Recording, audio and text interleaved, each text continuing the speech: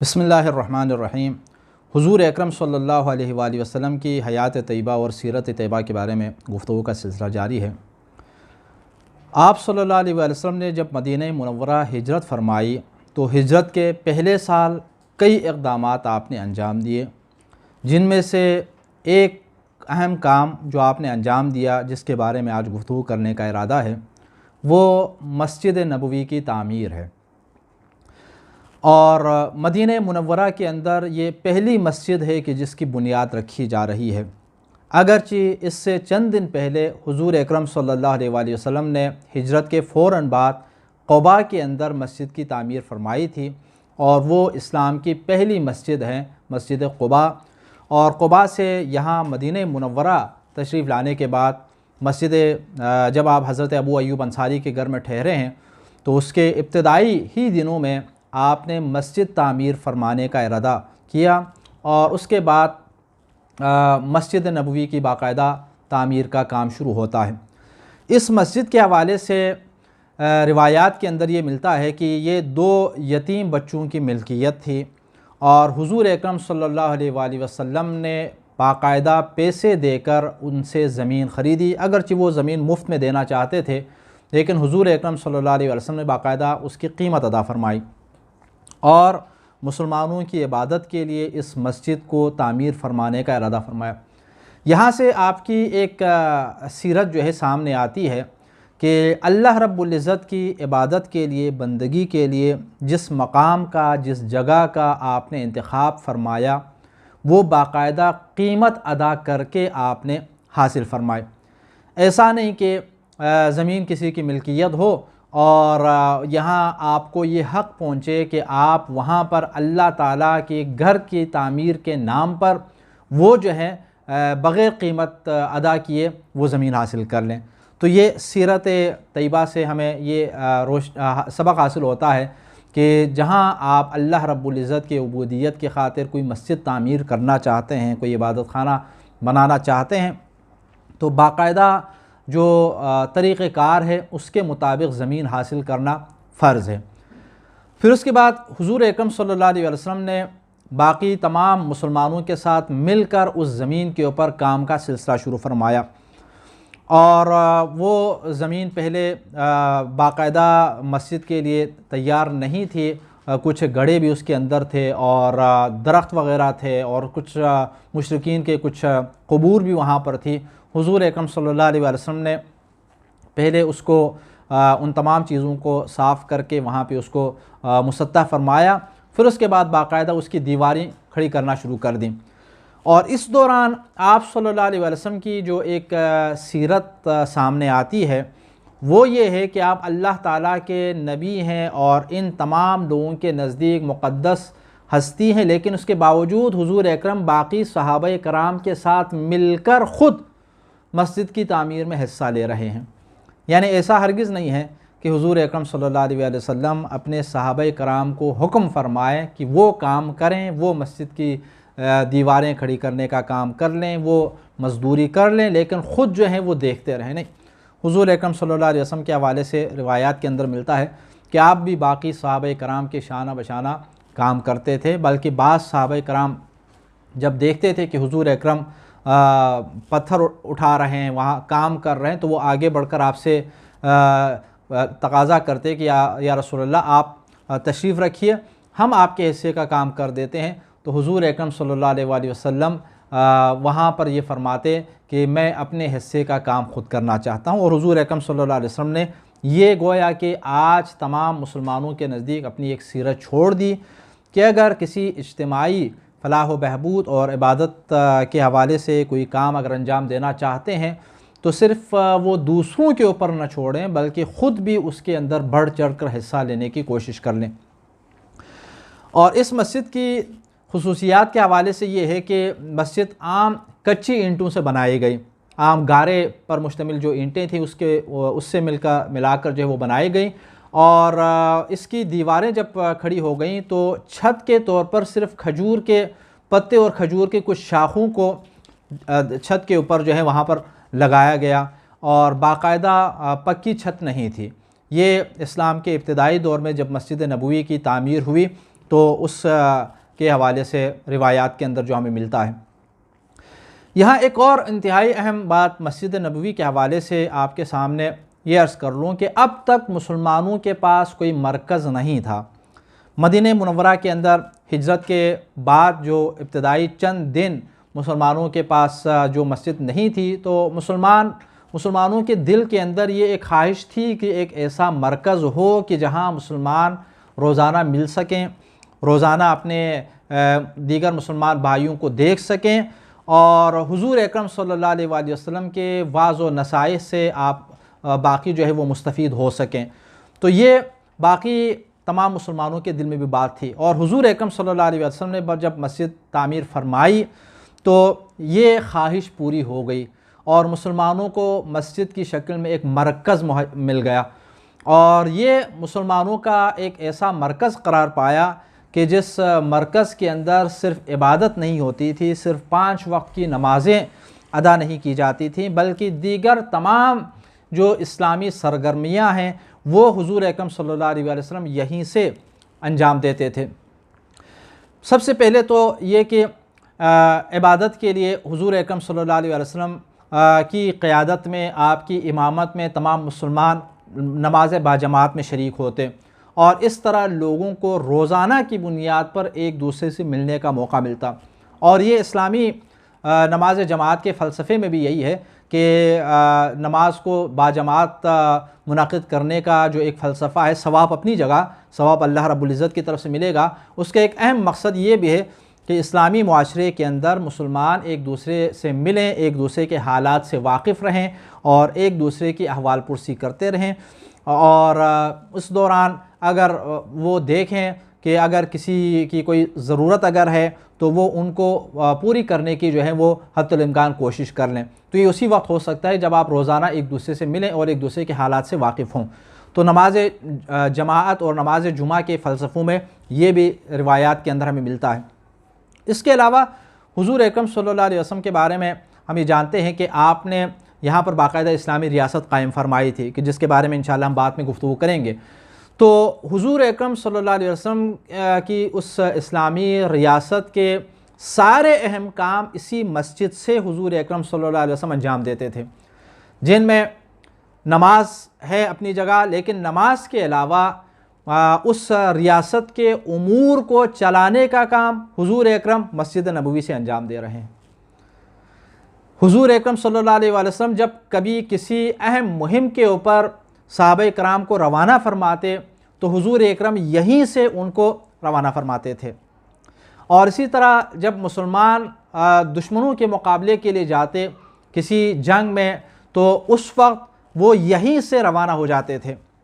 اور مسلمانوں کے حالات اور مسائل کے حوالے سے جب کوئی ڈسکشن اگر ہوتی تو حضور اکرم صلی اللہ علیہ وسلم صحابہ کرام کو اسی مسجد میں جمع فرماتے، اور اسی مسجد کے اندر مسلمانوں کے اجتماعی معاملات جو مختلف مسائل ہیں، مشکلات ہیں، وہ زیر بحث آ جاتی تھیں۔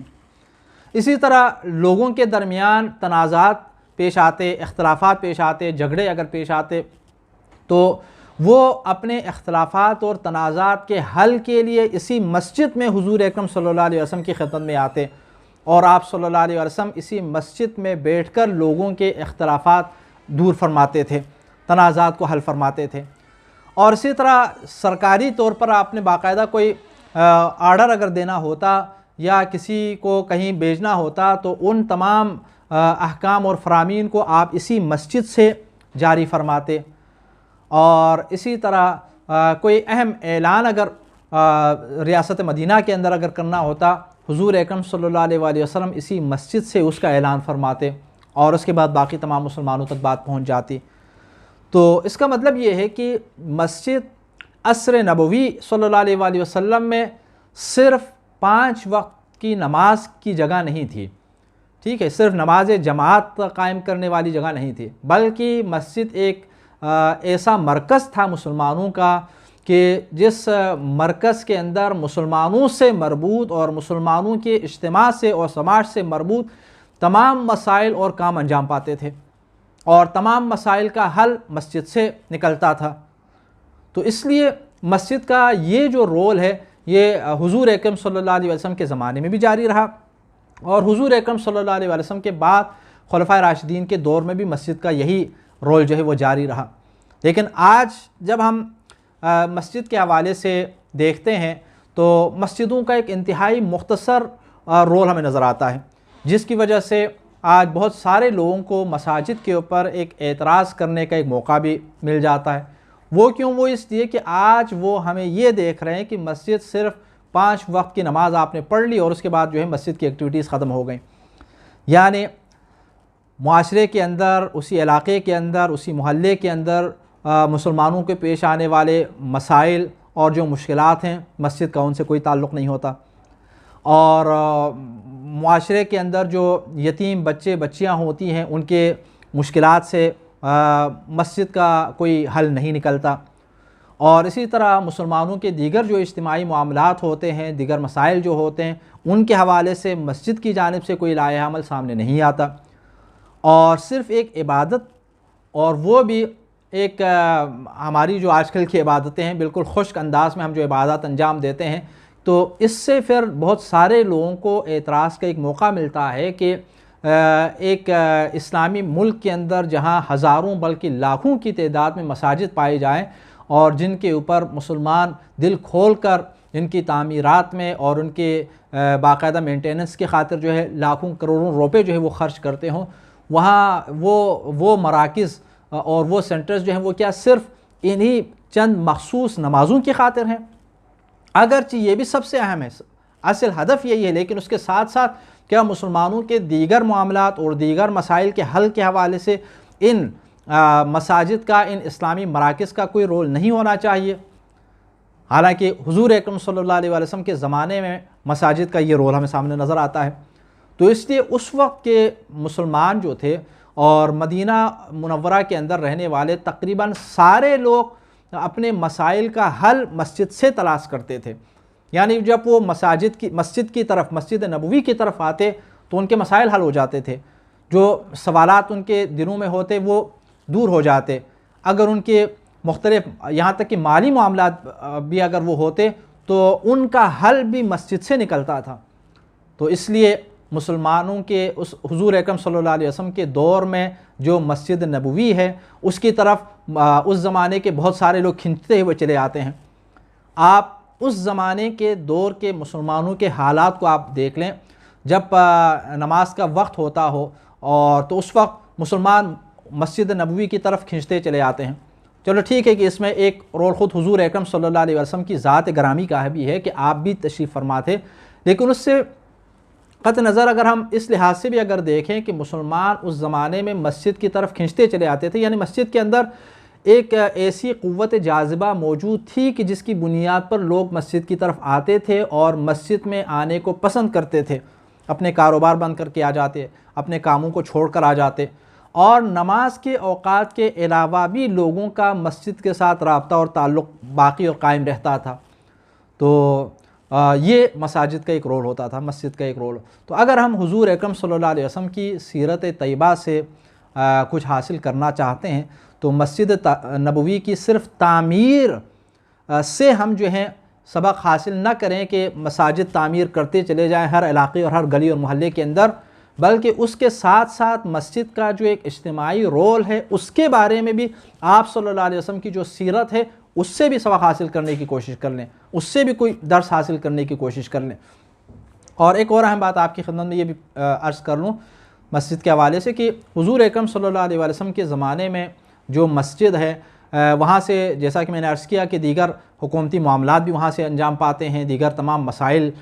کا حل بھی وہیں سے نکلتا ہے، اس کے ساتھ ساتھ اسلام کی صحیح تبلیغ بھی مسجد سے ہوتی ہے، مسلمانوں کو جوڑنے والے خطبے بھی مسجد کے اندر دیے جاتے ہیں،